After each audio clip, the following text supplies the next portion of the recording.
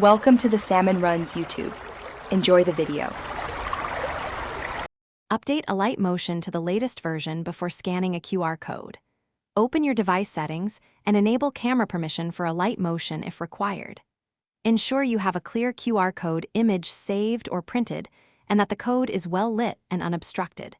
Prefer a plain background and avoid reflections or blur to improve detection.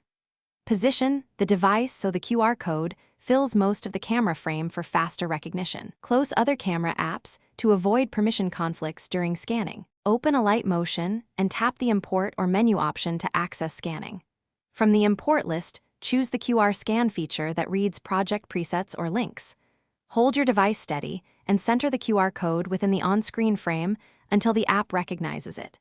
Keep the code within 3 to 6 inches for phone cameras with no zoom.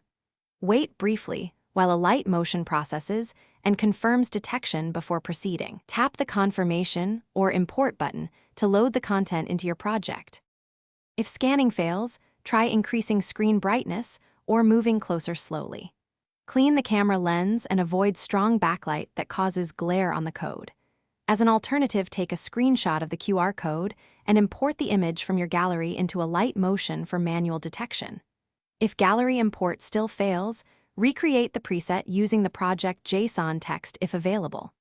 After successful detection, review the imported preset and adjust layers or settings to match your project needs.